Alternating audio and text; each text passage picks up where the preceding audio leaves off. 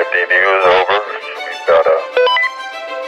If you turn to your left, we can see anything. We got eyes on the VAB. Eyes on the VAB, wind about 13 knots. Earth leaving the view over. Beautiful morning. Got some rockets here. We'll be taking a look, see over.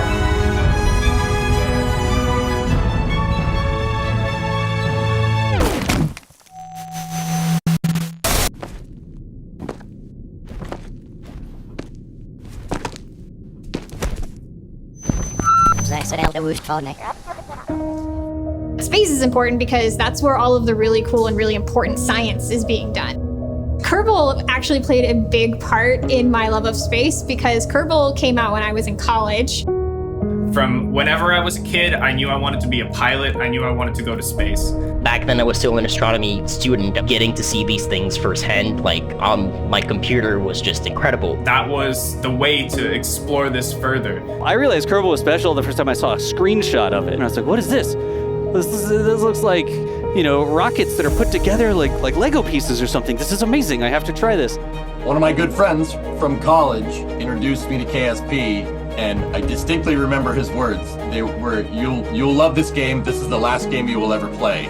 And a decade later, he wasn't wrong. I have a class that is supported by a NASA grant. So the students get Kerbal Space Program to experiment with. It creates a virtual lab for them.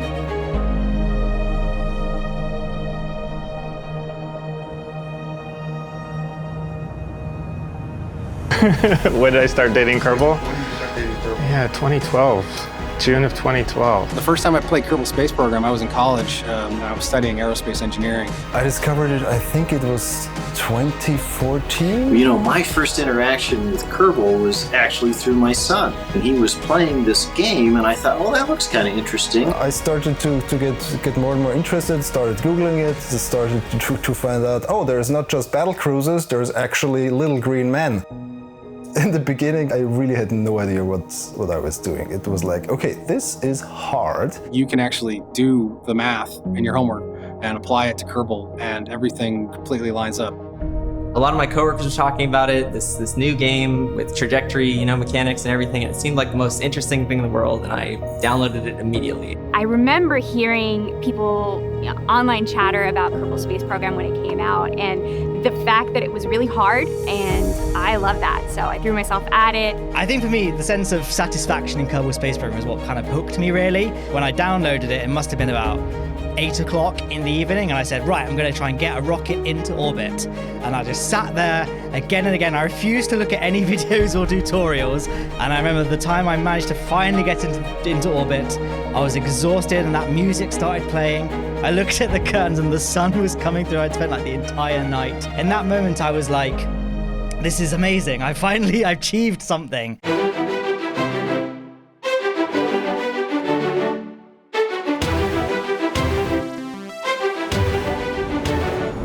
Hello, it's Scott Manley here. And yes, 10 years ago, Kerbal Space Program came along and it turned me from a software developer into the internet rocket scientist.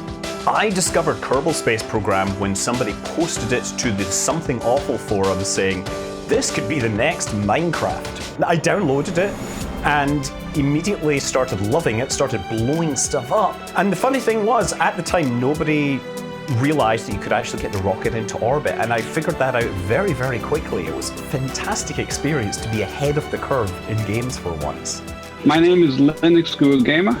I am a modder for Kerbal Space Program. I have been nicknamed the Mod Father. I decided that I wanted to know how many hours I had in the game, so I started writing my own mod for the very first time. It was called Total Time. It was able to record in a number of ways how much time I had in the game. I don't use it anymore because it's too depressing to see how many hours I actually have in the game.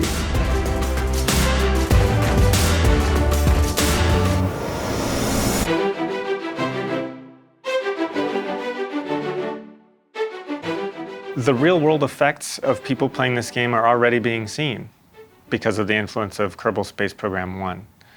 We're hearing stories about the students of our subject matter experts having gotten into aerospace engineering because of the original Kerbal Space Program. We hear all the time, we get people that come into the streams, we get people that meet us in person back when we used to do that at conferences and stuff, and they'd say, oh, wow, I've learned about Kerbal from you, and now I play Kerbal, and it's inspired me to get a degree in aerospace engineering. These new generations of scientists, of engineers, are going to make sure that we keep our planet safe.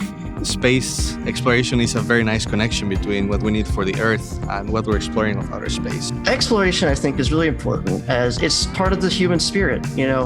Humanity's never settled for good enough. If it's always about going faster, going farther, flying higher, people have always had a desire to explore the unknown and go out and see what's out there and try to go farther and do something better than anyone's ever done before. These are really a difficult, abstract sort of concepts. Even when you're in a classroom setting and you're supposed to be learning them, I was just having a hard time visualizing it. Having something like Kerbal that I could sit down after school and point to and be like, this is it. This is what I'm going to do. This is why I don't have any fun and I spend all my time in the library, but this is going to be so cool when I graduate. I'm a problem solver for Starliner.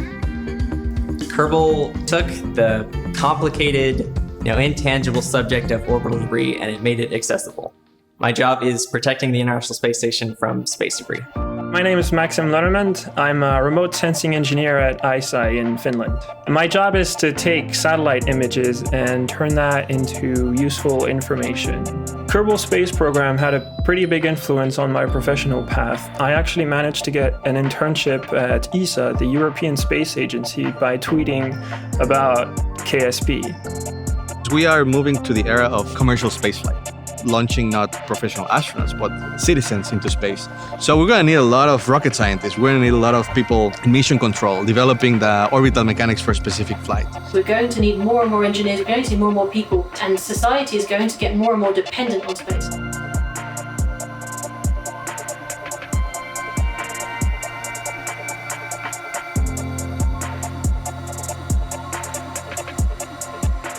I'm Craig Stanton. I do digital pre-assembly for the International Space Station program. I'm going to pull this out because it makes more sense. Yeah. There's this poster that you've probably seen on the internet, and it really talks about, I took high school physics. I didn't get a physics degree, but I got a technical degree, and I went on, and then I actually started my work at NASA. But my understanding of orbital mechanics really accelerated once I started playing Kerbal. My job is to make sure that when we take the next part of the space station to orbit, that it will fit with what goes up there.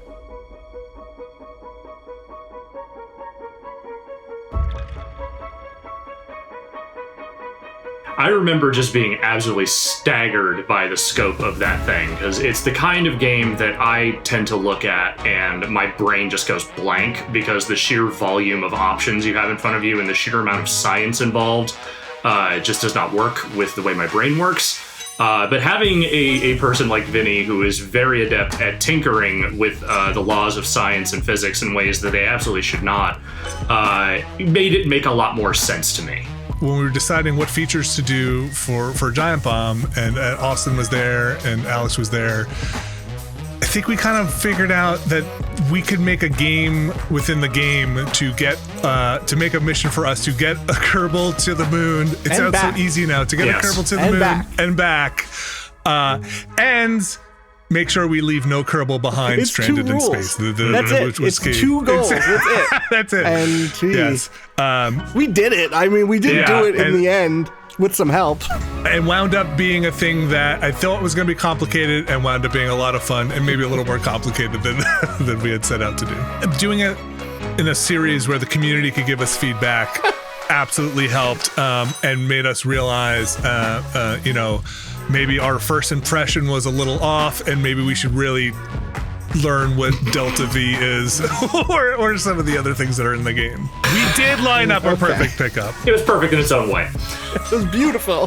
Playing Kerbal, I think it was a great reminder of all the ways in which this connects to something fundamental about the way we think through problems, the way that we, instead of having a clear and immediate instrumentalized goal, like we should go to space to get resources or something. It's just like we should go to space to figure this out. And I think humans do good things when we're in that mode of we should figure this out.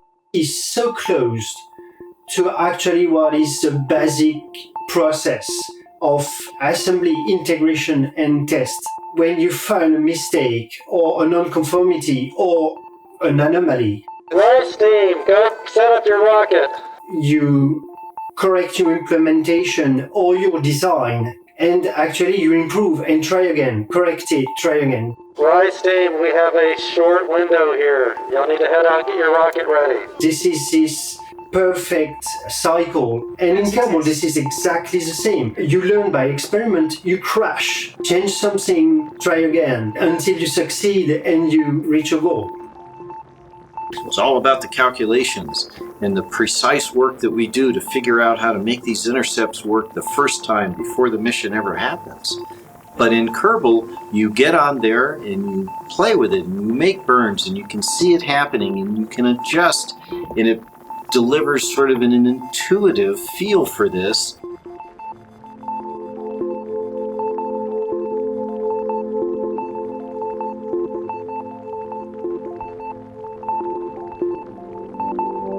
I'm Andrew Schroeder. I'm a test engineer for the flight test instrumentation system on the CST-100. My job is to functionally test the guidance, navigation, and control system on the Starliner.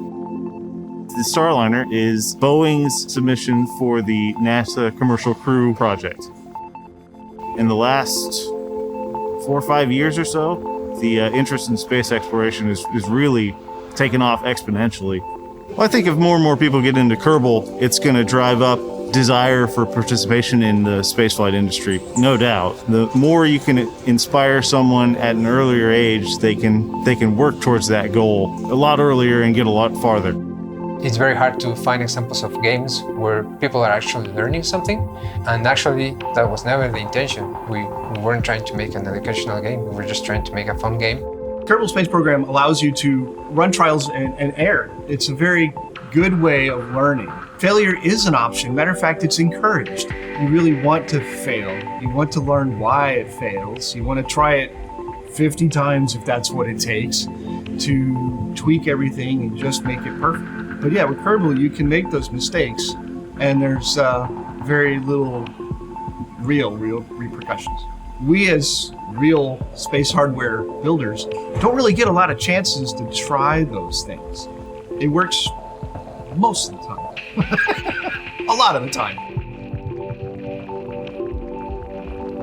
You know, you want to try something and iterate on it, and Kerbal allows you to do that really quickly without spending any money.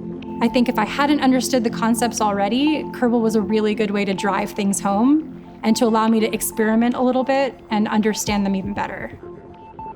You just never stop learning. You always want to learn about the next new thing, the next new rocket, the next new way of doing something, how to improve what you're doing, and also just because we're by nature extremely curious people.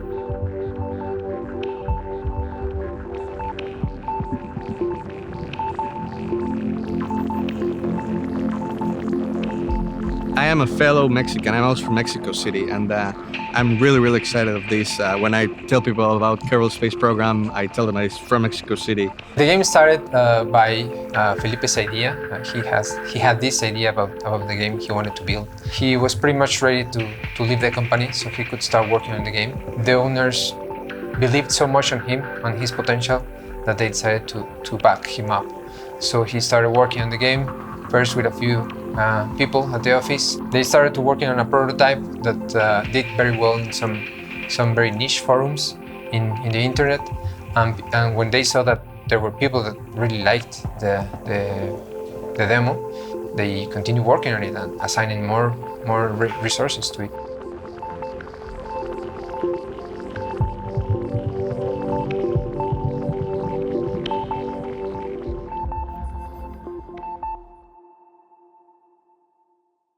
Is it moon or mun? I think it's mun. I mean, it's the moon.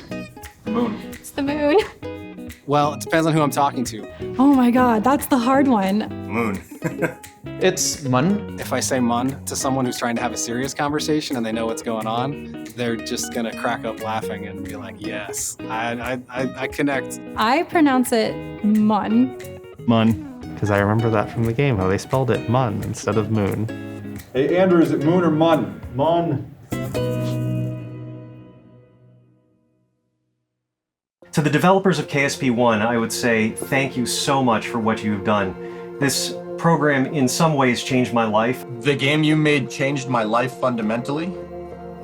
Yeah, that's pretty much it. I was delivering pizzas when I started playing Kerbal Space Program. The path of my life has diverged because of Kerbal Space Program from where it was going.